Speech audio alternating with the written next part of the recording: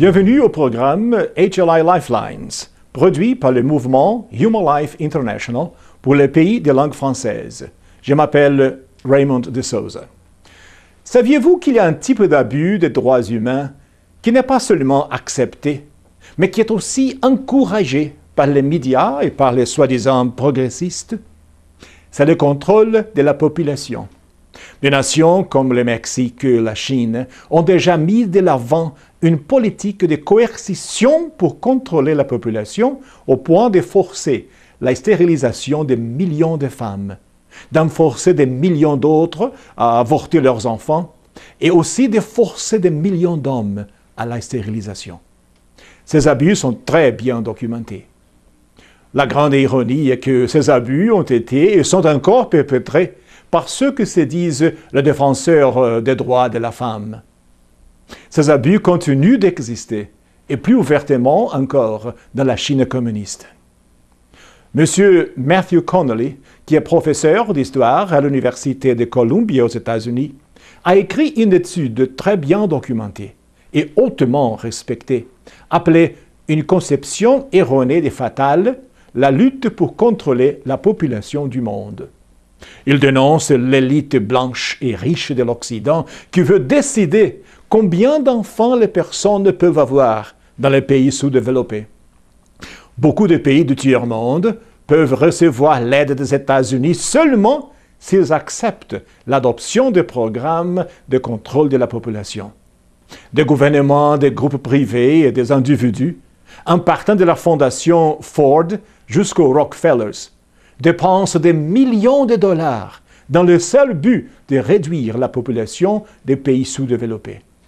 En Chine, la politique draconienne d'un seul enfant par couple exige que les femmes enceintes du second enfant se fassent avorter ou qu'elles se laissent stériliser. Des millions de femmes ont été forcées de faire ça. C'est la loi.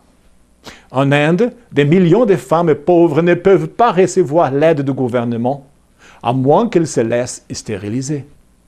Même de nos jours, dans certains États de l'Inde, l'aide du gouvernement n'est pas accordée aux couples qui ont plus de 2 enfants. Par contre, le gouvernement offre la stérilisation aux familles pauvres. En Amérique latine, le Mexique est devenu le premier pays à adopter officiellement la politique de contrôle de la population en 1973. En 2002, la Commission nationale des droits humains du Mexique a révélé que des fonctionnaires publics avaient imposé des méthodes contraceptives à la population indigène sans obtenir leur approbation et sans les informer sur les risques pour la santé. Au Brésil, le ministre de la Santé, Alceni Guerra, a déclaré qu'en 1991, plus de 7 millions de femmes avaient été stérilisées sans recevoir des renseignements suffisants et même dans certains cas sans aucun consentement. Au temps de l'apartheid en Afrique du Sud, des femmes noires recevaient des injections pour aider à avoir plus de lait pour leurs enfants, mais en réalité, elles recevaient la drogue anticonceptionnelle Depo-Provera sans le savoir et surtout sans leur consentement. Je pourrais continuer à citer des exemples bien documentés de contrôle des populations.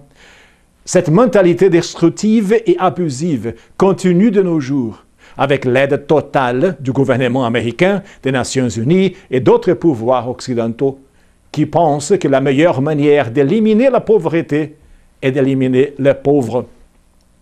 La dévastation internationale continue à être mise en œuvre par la Planned Parenthood Federation, par Marie Stopes et d'autres groupes qui reçoivent des millions de dollars. Et souvent, l'argent vient de vos impôts pour continuer cette campagne de destruction. De nos jours, quel est leur objectif principal? La stérilisation de l'Afrique. N'est-il pas raisonnable de penser que des gens intelligents se demandent pourquoi un continent avec une population aussi clairsemée a été submergé par un déluge de millions de dollars, tout cet argent dépensé afin d'éviter que les Africains aient des enfants? Quand nous considérons les racines racistes du mouvement Planned Parenthood, conjointement avec les Nations Unies, USAID et d'autres qui perpétuent ces crimes contre l'humanité, nous devons leur demander pourquoi ils disent aux Africains que pour recevoir de l'aide, il faut cesser d'avoir des enfants. Mes amis, l'arrogance des élites occidentales est criminelle. Elles pensent qu'elles sont en train d'aider le monde sous-développé par l'éradication de leur avenir, leurs enfants. Le contrôle de la population est en réalité un crime contre l'humanité et il doit cesser. Et le premier pas pour le faire cesser est de les dénoncer. Il faut que tout le monde connaisse ces crimes et arrache les masques de leurs agents. Merci de votre attention. Je m'appelle Raymond de Souza du mouvement Human Life International. Au revoir et à la prochaine.